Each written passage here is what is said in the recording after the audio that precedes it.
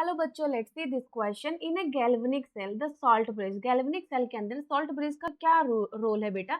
सबसे पहले तो हमें पता है कि सॉल्ट ब्रिज का सबसे इंपॉर्टेंट रोल है इलेक्ट्रिकल न्यूट्रलिटी को मेंटेन करके रखना, राइट। पहला ऑप्शन दिया गया है कि it does not participate chemically in this cell reaction. बिल्कुल सही बात है बेटा, this is true statement. Chemically participate करने का क्या मतलब है कि वो आपकी जो केमिकल रिएक्शंस हो रही हैं उनके अंदर शो हो, जबकि ऐसा कुछ भी नहीं होता है। जो हमारी ओवरऑल रिएक्शन होती है उसके अंदर केवल एनोड एंड कैथोड पर जाने वाले ही आयंस प्रेजेंट होते हैं बेटा।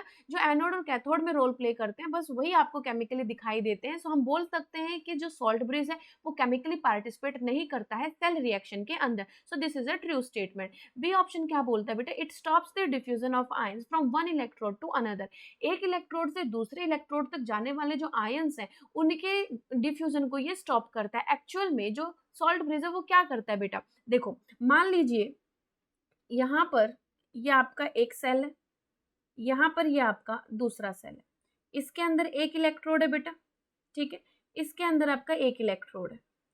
अब यहाँ इलेक्ट्रोलाइट भरा पड़ा है, इधर भी इलेक्ट्रोलाइट भरा पड़ा है। ये बाहर से इस तरीके से कनेक्टेड है।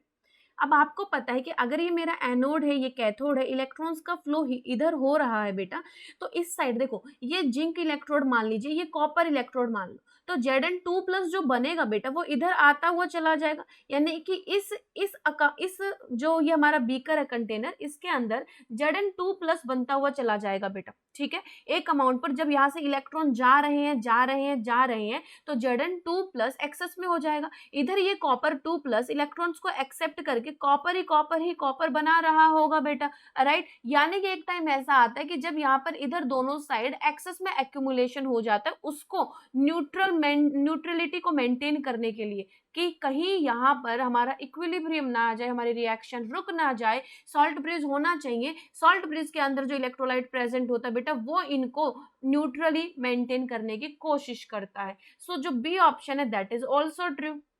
It is necessary for the occurrence of the cell reaction. नहीं बेटा, नेसेसरी नहीं है कि सेल रिएक्शन तभी बनेगा जब हमारा सॉल्ट ब्रिज प्रेजेंट होगा। सॉल्ट ब्रिज नहीं होगा तब भी सेल रिएक्शंस होती हैं, कंपैरेटिवली इक्विलिब्रियम जल्दी आ जाता है। सो this is a wrong statement.